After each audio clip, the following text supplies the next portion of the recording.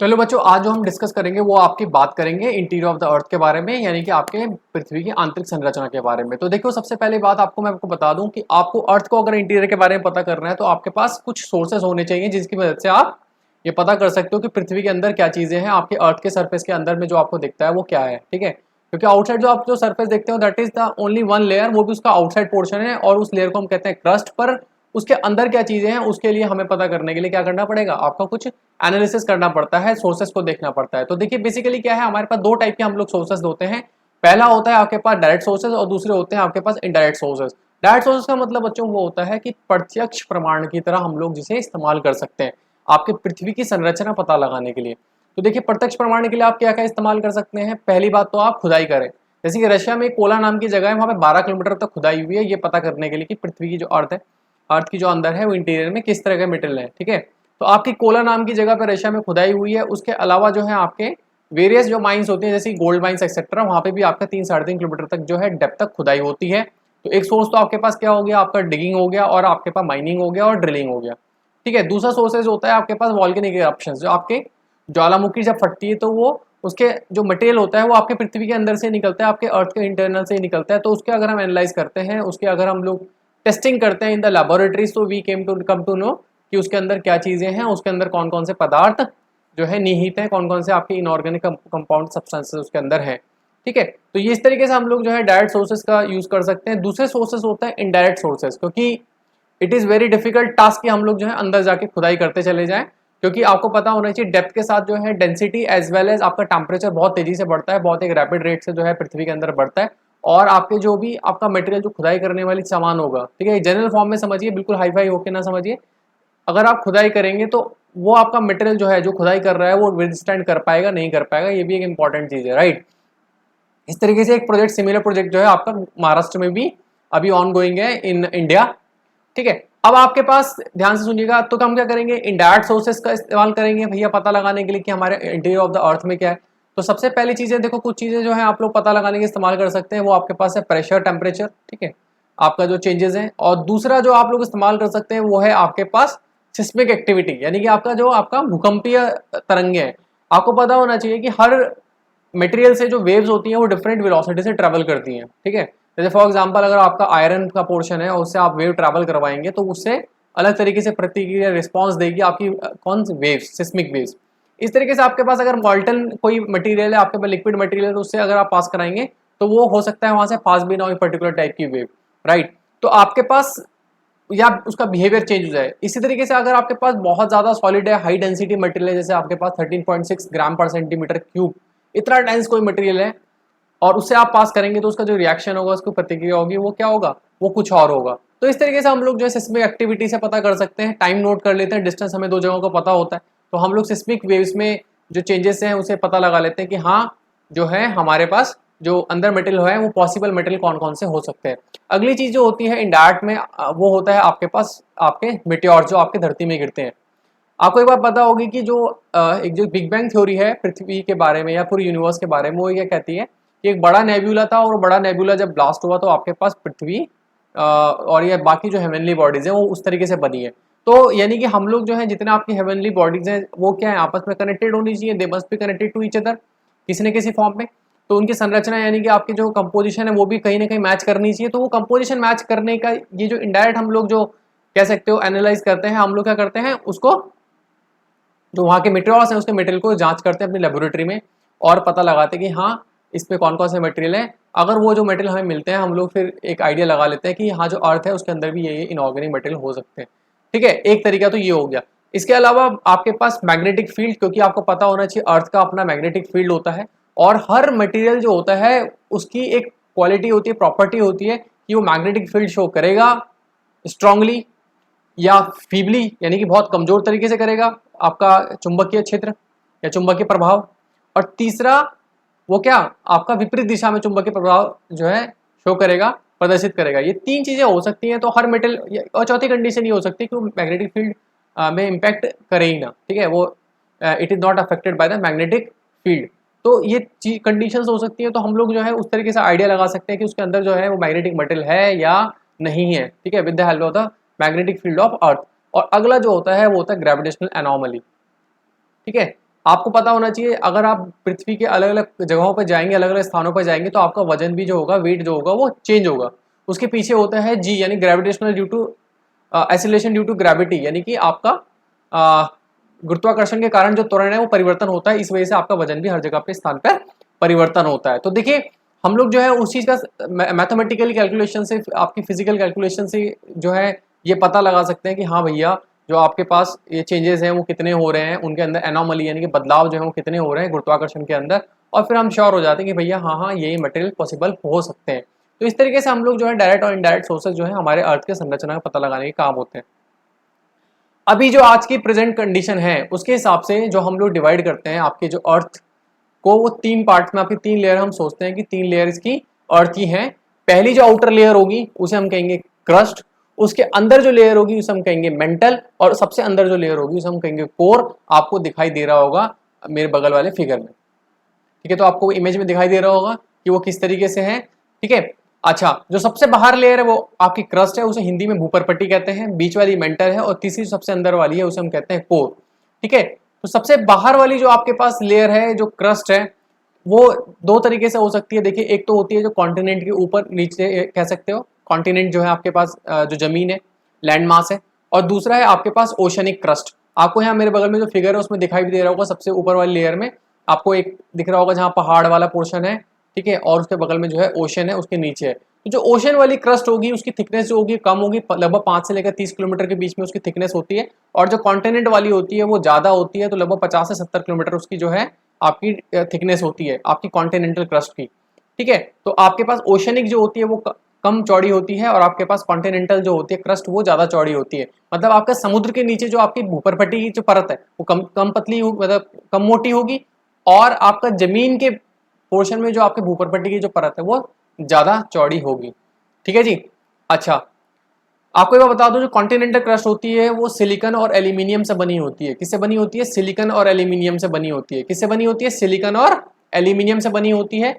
और आपकी जो ओशनिक होती है वो आपके सिलिकॉन और मैग्नीशियम से बनी होती है, ठीक है। अगली चीज क्रस्ट के बारे में, ऊपर की जो क्रस्ट होती है जो आपको सरफेस पे दिखाई होती है वो सेडिमेंट्री रॉक्स होती हैं। कैसी होती हैं? सेडिमेंट्री रॉक्स होती हैं। कैसी होती हैं? सेडिमेंट्री रॉक्स होती हैं, ठीक है। और आपकी जो नीचे जो लेयर होती है वो आपके पास होती है मेटामॉर्फिक। तो हम लोग उनको कह सकते हो अपर क्रस्ट और लोअर क्रस्ट। अपर क्रस्ट और लोअर क्रस्ट हम उनको बोल सकते हैं। क्रस्ट का जो एवरेज घनत्व होता है वो 2.7 ग्राम पर सेंटीमीटर क्यूब होता है।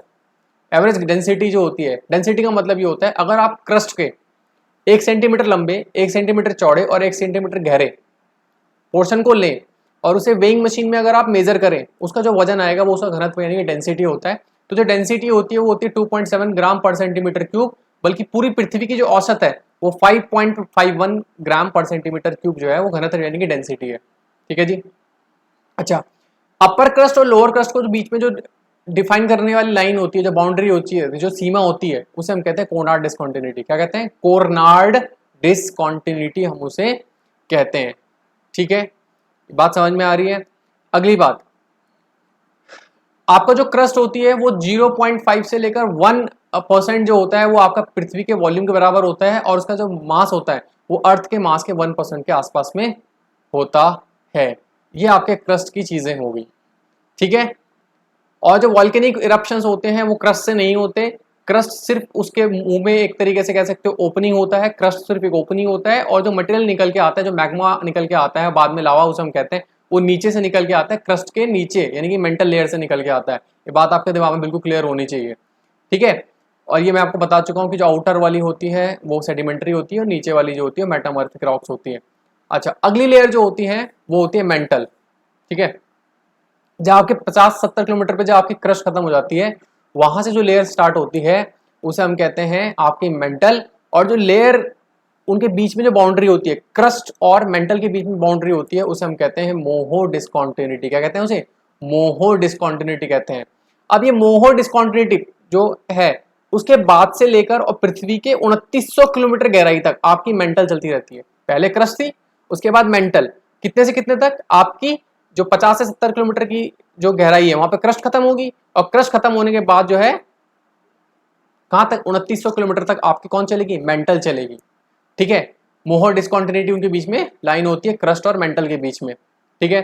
2900 किलोमीटर तक चलेगी। अच्छा, पूरी पृथ्वी कितने अंदर तक जाएगी? 6400 के आसपास तक। कितने तक जाएगी? 6400 किलोमीटर के आसपास, क्योंकि शेप आपकी पृथ्वी की जो है वो जियोइड है, ऑब्लेट स्फेरॉइड है, तो वो फिक्स नहीं है ना, वो फैली हुई है, इक्वेटर पे ऐसे फैली हुई है, बिल्कुल गोल नहीं है। वो कैसी है? ऐसे है, फैली हुई है। तो हम लोग ऑब्वियसली बात है, ऐसे में ज्यादा आपका जो है इसका डायमीटर यानी कि आपका व्यास होगा और ऐसे में कम होगा।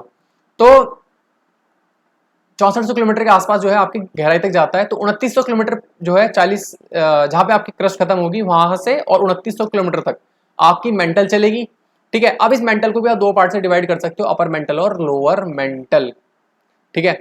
जो आपका ज्वालामुखी का मटेरियल बाहर निकल के आता है वो कौन सा होता है? वो आपका मेंटल से ही निकल के आता है।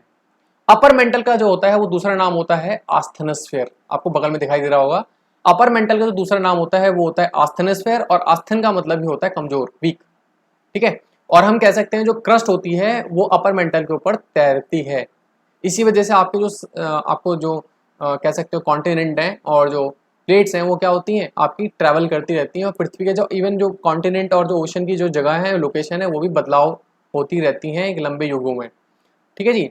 युगों के साथ उसकी जो स्थिति है वो परिवर्तित होती रहती है, ठीक है। अच्छा, अब जो crust and the upper most part of the mental है, जो आस्थेनोस्फेयर है प्लस क्रस्ट है, उसको हम लोग एक सिंगल नाम से भी बुला सकते हैं, उसको एक सिंगल नाम भी दे सकते हैं, उसका नाम है लिथोस्फेयर, स्थल मंडल।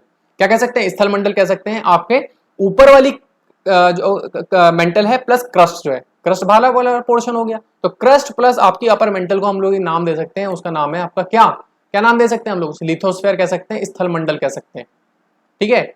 अच्छा जी, मैंने आपको बताया था ये सोर्स होता है, मुख्य जो है स्रोत है मैग्मा का। और अगली चीज जो है इसकी जो आपकी औसत डेंसिटी है वो 3.4 ग्राम पर सेंटीमीटर क्यूब है, जो कि ज्यादा है। किससे ज्यादा है? आपकी क्रस्ट से ज्यादा है। और ऑब्वियस बात है जो इंटरनल पोर्शन है कोर उससे कम है। अब आ जाते हैं कोर पे।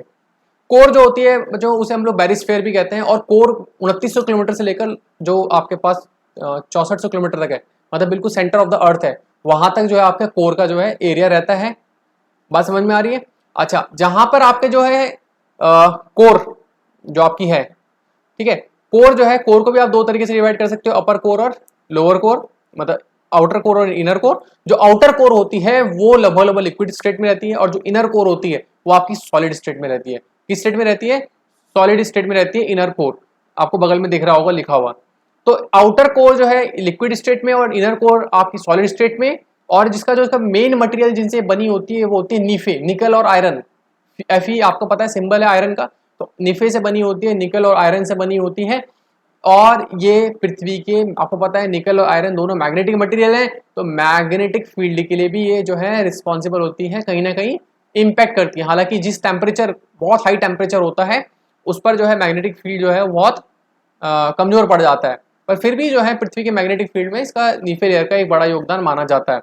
दूसरी बात मैं आपको बता दूं, आपको जो इनर कोर है वहां पे लगभग जो टेम्परेचर है 6000 डिग्री सेंटीग्रेड है, 6000 डिग्री सेंटीग्रेड है। और 6000 डिग्री सेंटीग्रेड में जो आयरन है और जो निकल है वो बिल्कुल पिघल जाने चाहिए, परंतु फिर भी वो जो है सॉलिड स्टेट में रहते हैं। रीजन क्या हो सकता है?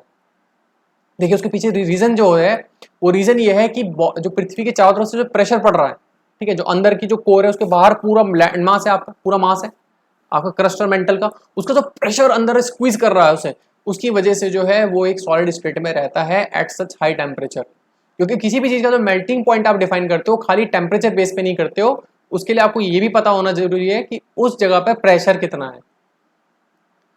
समझ में आ रहा है? तो मेल्टिंग पॉइंट, बॉइलिंग पॉइंट जो है बदलते रहते हैं। जैसे अगर आप हाई एल्टीट्यूड पे जाएंगे तो वहां पर आपका जो है क्या होगा, बॉइलिंग पॉइंट भी बदलेगा। समझ में आया? खाना पकाना मुश्किल हो जाता है हाई एल्टी में, क्योंकि आपका पानी जल्दी उबलने लग जाता है, वो खाने को पका नहीं पाता है, ठीक है। तो लोअर हो जाता है बॉइलिंग पॉइंट। बात समझ में आ रही है? तो इसी तरीके से आपके पास अगर प्रेशर हाई होगा तो आपका मेल्टिंग पॉइंट भी बहुत ज्यादा पहुंच जाएगा, ठीक है। Now come to the point, the density of the material at the mantle core boundary में अगर आपके देखेंगे तो 5 ग्राम पर सेंटीमीटर क्यूब होती है। जहां पे मेंटल खत्म होती है और आपकी कोर शुरू होती है वहां पे जो डेंसिटी होती है 5 ग्राम पर सेंटीमीटर क्यूब होती है। और अगर आप सेंटर के आसपास जाएंगे, बिल्कुल जहां पे आपकी इनर कोर होगी, ठीक है, वहां पर अगर आप देखेंगे तो लगभग 13.6 ग्राम पर सेंटीमीटर क्यूब होती है आपकी डेंसिटी घनत्व। डेंसिटी का मतलब मैं शुरुआत में बता चुका हूं। अब देखिए, अब आप एक सिंगल फिगर से मेरे बगल में देख सकते हैं इस पूरे जो पढ़ा उसके बारे में समअप कर सकते हैं, बाउंड्रीज के बारे में समअप कर सकते हैं और डिस्कंटिन्यूटीज के बारे में आपको बताऊंगा।